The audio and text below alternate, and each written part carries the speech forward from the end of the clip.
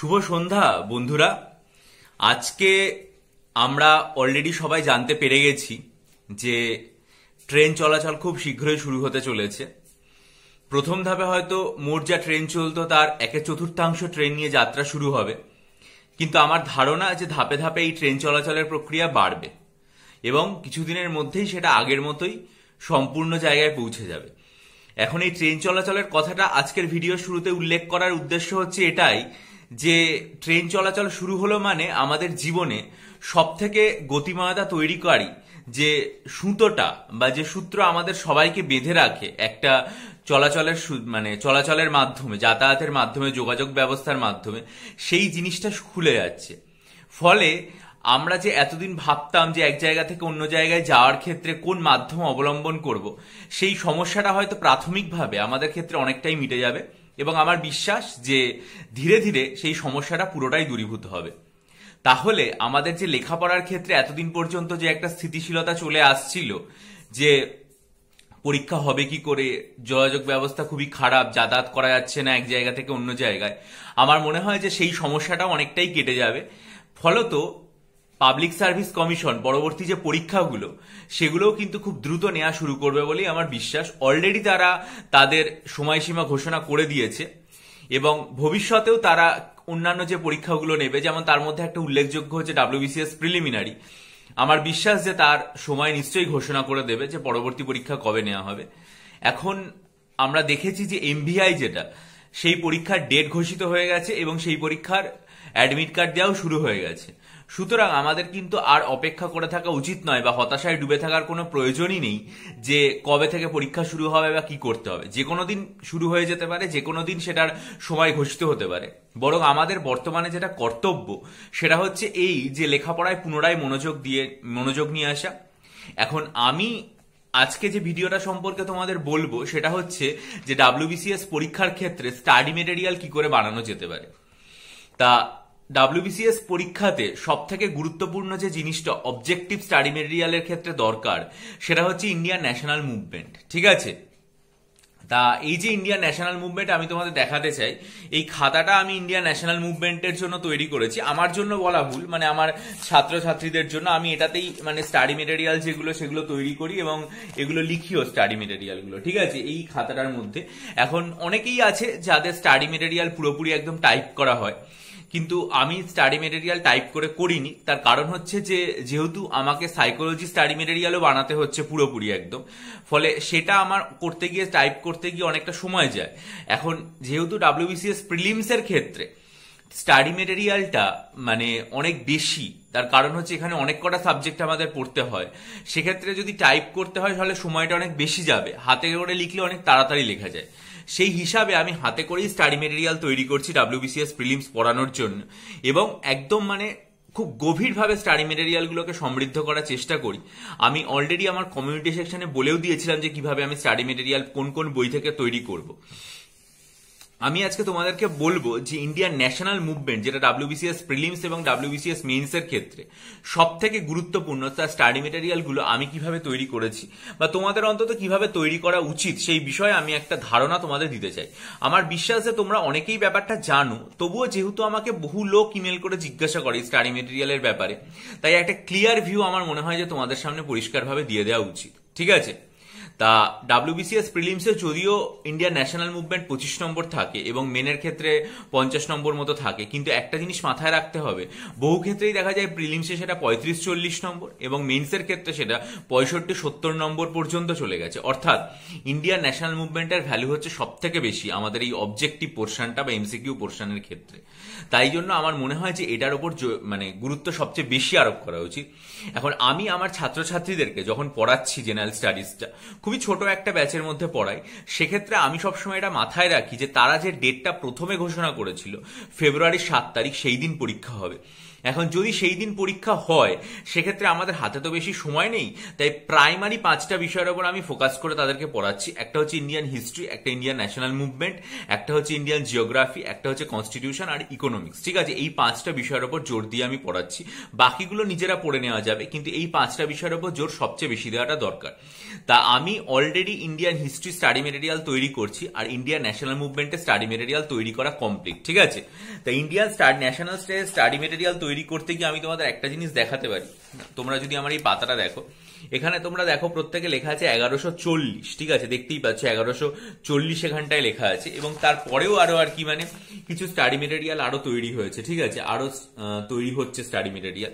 তা এই করে মোটামুটি আমরা এখনো পর্যন্ত প্রায় 1150 খানা অবজেক্টিভ স্টাডি মেটেরিয়াল তৈরি করেছি। ঠিক আছে, এই যে অবজেক্টিভ স্টাডি মেটেরিয়াল গুলো তৈরি করেছি, সেই অবজেক্টিভ স্টাডি মেটেরিয়াল গুলো তৈরি করার ক্ষেত্রে আমি চেষ্টা করেছি যতটা পুঙ্খানুপুঙ্খ তথ্য দেওয়া যায়। আমি বলবো না যে সমস্ত তথ্য ইনকর্পোরেট করা হয়েছে, সেটা হয়তো সম্ভব নয়। ঠিক আছে, 1 মাসের মধ্যে পুরোটা তৈরি করেছি আমি, এবং আমি চেষ্টা করব যে মানে পরবর্তীকালে যখন আমরা মেন্সের আগে যাব তখন আরো অনেক বেশি তথ্য এর মধ্যে আমি ইনকর্পোরেট করব, কারণ মেন্সে তো কোশ্চেনের সংখ্যাটা বেশি থাকে, ফলে সেখানে সম্ভাবনাটাও বেশি থাকে। কিন্তু এই যে স্টাডি মেটেরিয়াল, এটা প্রিলিমস এবং মেন্স উভয়ের ক্ষেত্রেই আর কি মানে একটা ইন্টিগ্রেটেড টাইপের স্টাডি মেটেরিয়াল। আমি একটা জিনিস দেখাতে চাই তোমাদের, যে আমার হাতের লেখা তোমরা হয়তো অলরেডি আমার দেখেছো অনেকে, আমার হাতের লেখা পড়ে বোঝা যায় যেভাবে আমি স্টাডি মেটেরিয়াল তৈরি করি, ফলে না বোঝার মতো কোনো ব্যাপার নয়।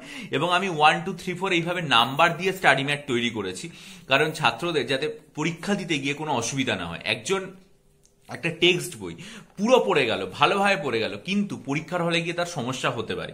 সেই জন্য এই স্টাডি মেটেরিয়ালটা তৈরি করাটা ভীষণভাবে দরকার। এবং আমি যেভাবে হাতে লিখে স্টাডি মেটেরিয়াল তৈরি করেছি সেটা তোমাদের সামনে একটু বলি আমি কিভাবে করেছি। আমি পুরো স্টাডি মেটেরিয়ালটাকে এখনো পর্যন্ত 14টা ভাগে ভাগ করেছি। ঠিক আছে, তার মধ্যে প্রথম ভাগ সেটা হচ্ছে ভারতবর্ষের যে বৈপ্লবিক কর্মকাণ্ড, সেই জিনিসগুলোর উপর খুব গুরুত্ব দিয়েছি, কারণ আমার মনে হয়েছে যে বৈপ্লবিক কর্মকাণ্ডটা মানে খুব ইম্পর্টেন্ট। ঠিক আছে, 2 নম্বর পার্টেও বৈপ্লবিক কর্মকাণ্ড যে ব্যাপারগুলো রয়েছে সেই জিনিসটা চলেছে, যে কিভাবে ওটা করতে হবে এবং বৈপ্লবিক কর্মকাণ্ডে কি কি হয়েছে।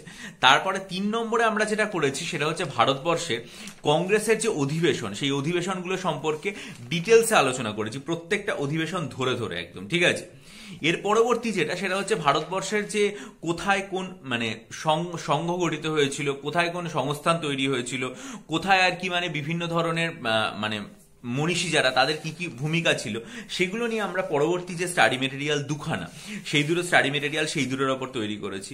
তার পরবর্তী স্টাডি মেটেরিয়াল যেটা আমরা করেছি সেটা আমরা করেছি ভারতবর্ষের বিভিন্ন ধরনের বিচারপতি এবং ভারতবর্ষের বিভিন্ন জায়গায় যে ছোট ছোট সমাজ সংস্কারের আন্দোলনগুলো হয়েছিল সেটার উপরে। তার পরবর্তী যে স্টাডি মেটেরিয়ালটা করেছি সেটা হচ্ছে মহাত্মা গান্ধীর ভারতবর্ষে আগমন এবং তার যে কার্যকারিতা সেটা। তার পরবর্তী স্টাডি মেটেরিয়াল যেটা করেছি সেটা হচ্ছে একেবারে ভারতবর্ষ যে স্বাধীন হচ্ছে সেই পর্যন্ত আমরা করেছি। এবং এইভাবে আরো দুটো স্টাডি মেটেরিয়াল একদম মানে 10 নম্বর পর্যন্ত একদম মানে গভীরভাবে যতগুলো পয়েন্ট ইনকর্পোরেট করা যায় সবই করেছি। তারপরে আমাদের যে 10 নম্বর স্টাডি মেটেরিয়ালে নৌবিদ্রোহ, ভারতবর্ষ স্বাধীন হওয়া, ক্রিপস মিশন, এই সব জিনিসগুলো ওখানে দিয়েছি। 11 নম্বর স্টাডি মেটেরিয়ালে আমরা ল্যাটার মুঘলস অর্থাৎ মুঘলদের পরবর্তীকালে যারা শাসক ছিলেন সেই জায়গাটা ইনকর্পোরেট করেছি। তারপরে হচ্ছে যতগুলো ব্রিটিশ হয়েছিল অর্থাৎ ব্রিটিশদের সাথে ফ্রেঞ্চদের যুদ্ধ হয়েছিল। তারপরে হচ্ছে অ্যাংলো কার্নেটিক ওয়ার যেটা হয়েছিল, অ্যাংলো মারাঠা ওয়ার যেটা হয়েছিল।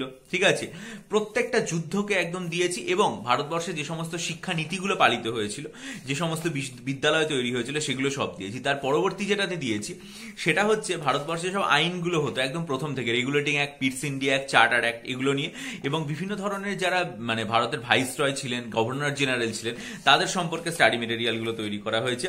এবং তার পরবর্তী স্টাডি মেটেরিয়ালটাও আরো ওইভাবেই মিসলেনিয়াস হিসাবে তৈরি করে দেওয়া হয়েছে এবং পরবর্তীকালে 15 নম্বর স্টাডি মেটেরিয়াল তৈরিটা এখন আমাদের চলছে। এইভাবে আমি পুরো বিষয়টাকে ভাগ করেছি। এখন আমি তোমাদের আরো একটু বলি যে স্টাডি মেটেরিয়ালগুলোতে কোথায় কি কি রেখেছি, মানে কিভাবে তৈরি হয়েছে। যেমন ধরো এখানে তোমরা দেখলে প্রায় 1150টা স্টাডি মেটেরিয়াল, ঠিক আছে, কিন্তু ধরো একটা স্টাডি মেটেরিয়ালের মধ্যে রাখা আছে সেটা হচ্ছে যে ভারতবর্ষে কংগ্রেসের প্রথম যে অধিবেশন সেটা 1885 খ্রিস্টাব্দে বোম্বের গোকুলদাস তেজপাল কলেজে উমেশচন্দ্র বন্দ্যোপাধ্যায়ের নেতৃত্বে অনুষ্ঠিত হয়। ঠিক আছে, অর্থাৎ দেখো এটার মধ্যেই কিন্তু 2 থেকে 3টে কোনো কোশ্চেন আসার কথা। এইভাবে স্টাডি মেটেরিয়ালগুলো আমাদের এখানে তৈরি করা হয়েছে।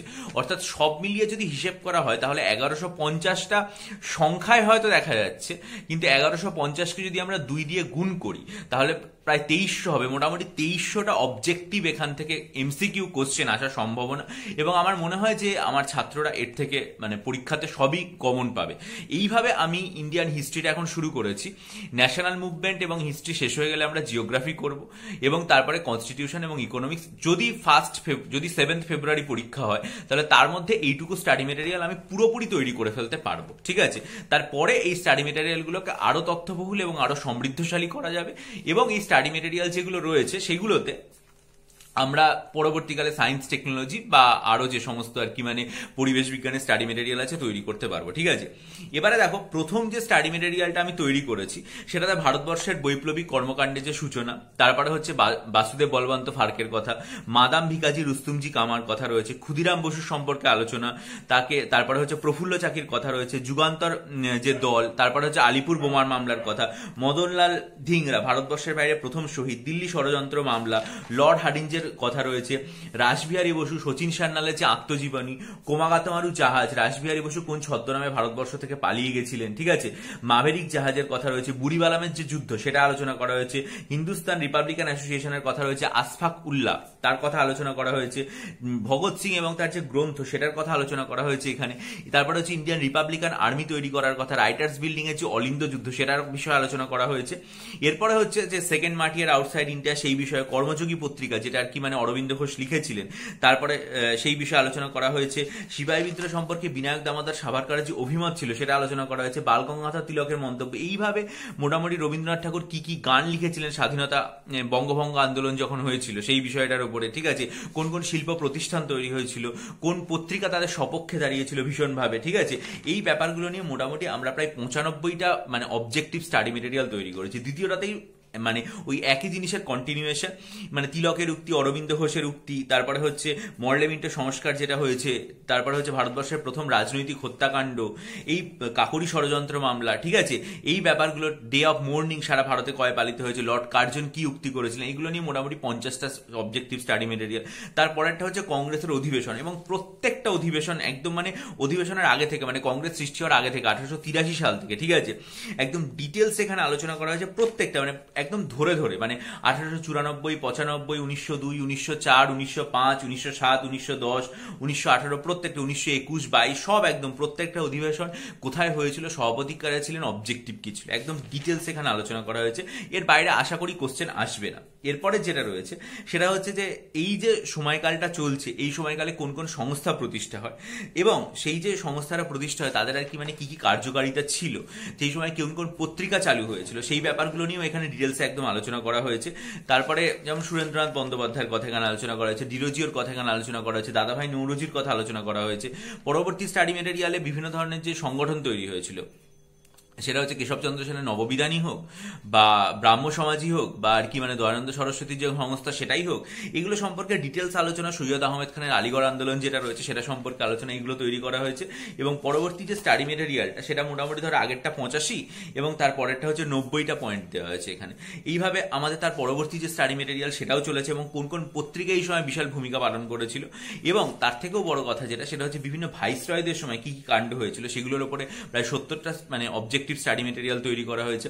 এরপর হচ্ছে মহাত্মা গান্ধীর যে মানে জীবনের শুরু বা তার আন্দোলনের শুরু, যেটা একদম সাউথ আফ্রিকা থেকে শুরু করা, এবং সেখানকে তিনি যা করেছিলেন, তারপর তিনি ভারতবর্ষে আসেন, ভারতবর্ষে এসে কি কি কাজ করেছিলেন, সেই বিষয়গুলোর উপর একদম ডিটেল স্টাডি মেটেরিয়াল আলোচনা করা আছে, এবং সেটা প্রায় 100টা আছে। তার পরবর্তী স্টাডি মেটেরিয়াল হচ্ছে একই বিষয়ের উপর পুরোপুরি আলোচনা, সেখানে সুভাষচন্দ্র বসুর কথা আছে, তারপরে কুইট ইন্ডিয়া মুভমেন্ট যেটা রয়েছে সেটার কথা আছে, প্রথম যে উষা মেহতার নেতৃত্বে যে কাজটা হয়েছিল সেই ব্যাপারটা নিয়ে এখানে আলোচনা করা হয়েছে, বিভিন্ন বিদ্যুৎ বাহিনী বা সরকার যেগুলো গঠিত হয়েছিল সেখানে প্রায় 80টা স্টাডি মেটেরিয়াল আছে। এরপরে হচ্ছে প্রত্যেকটা মানে মহাত্মা গান্ধীর নেতৃত্বে যে সিভিল ডিসোবিডিয়েন্স অ্যাক্ট, তারপরে হচ্ছে নন কোঅপারেশন মুভমেন্ট, ঠিক আছে, চম্পারণ সত্যাগ্রহ, সমস্ত কিছু এখানে আলোচনা করা হয়েছে। এবং মানে মানে যে দিল্লি প্যাক্টের কথা, তারপরে হচ্ছে কনফারেন্স যেগুলো হয়েছিল, রাউন্ড টেবিল কনফারেন্স, সেইগুলো সম্পর্কে এখানে আলোচনা করা হয়েছে। এবং এগুলো সব মিলিয়ে মোটামুটি আছে হচ্ছে প্রায় 90টা স্টাডি মেটেরিয়াল আলোচনা করা হয়েছে। এরপরেরটা যেটা 10 নম্বরটা সেটা হচ্ছে যে মানে ব্রিটিশ ব্রিটিশদের যখন আর কি মানে পতনের শুরু হচ্ছে আস্তে আস্তে ক্রিপস মিশন, তারপরে হচ্ছে ভারত ছাড়ো আন্দোলন, ঠিক আছে, এরপর চক্রবর্তী রাজা গোপালাচারীর যে ফর্মুলা রয়েছে সেটা, তারপর প্ল্যান বলকন আলোচনা করা হয়েছে, তারপরে হচ্ছে ক্যাবিনেট মিশন, তারপর নৌ বিদ্রোহ, ঠিক আছে, ব্যাংকক কনফারেন্স যেটা রয়েছে, আইনের ট্রায়ালস যেটা রয়েছে সেই বিষয়ে আলোচনা করা হয়েছে, সেখানেও প্রায় 60টা স্টাডি মেটেরিয়াল। এরপর আমরা 11 নম্বর স্টাডি মেটেরিয়াল যেটাতে যাবো সেটাতে হচ্ছে ল্যাডার মুঘল সম্পর্কে ডিটেলসে আলোচনা করা হয়েছে, সিপাহী বিদ্রোহ যেটা রয়েছে সেটা সম্পর্কে ডিটেলসে আলোচনা করা হয়েছে, যতগুলো যুদ্ধ হয়েছিল ব্রিটিশদের সাথে বা ফ্রেঞ্চদের সাথে, যা যা যুদ্ধ হয়েছিল প্রত্যেকটা যুদ্ধ সম্পর্কে এখানে আলোচনা করা হয়েছে, এবং বিভিন্ন শিক্ষা নীতি বা শিক্ষা প্রতিষ্ঠান যেগুলো তৈরি হয়েছিল সেগুলো সম্পর্কেও আলোচনা করা হয়েছে। এবং এই হিসাবে মোটামুটি আমরা 95টা মতো স্টাডি মেটেরিয়াল তৈরি করেছি। পরবর্তীকালে যেটা আছে সেই একই জিনিসের কন্টিনিউয়েশন, এবং প্রত্যেক ভাইসরয় যারা হয়েছেন বা বড়লাট যারা হয়েছেন তারা কি কি কাজ করেছেন, তাদের সময় কি কি হয়েছিল সেই ব্যাপারগুলো নিয়ে আমরা এখানে আবার একবার ডিটেলসে আলোচনা করেছি। সেটার সংখ্যাও হচ্ছে মোটামুটি 100টা, ঠিক আছে। তার পরবর্তীকালে যে স্টাডি মেটেরিয়ালগুলো আছে সেগুলো হচ্ছে বিভিন্ন পত্রপত্রিকা এবং বিভিন্ন সংস্থা যেগুলো তৈরি হয়েছিল, বা বিভিন্ন ধরনের যেসব মানে উপজাতিদের বিদ্রোহ বা ছোটখাটো বিদ্রোহ, সাঁওতাল বিদ্রোহ, পাবনা বিদ্রোহ, ডেকান রাইটস, মুন্ডা বিদ্রোহ, তেভাগা আন্দোলন, সব নিয়ে আলোচনা আছে।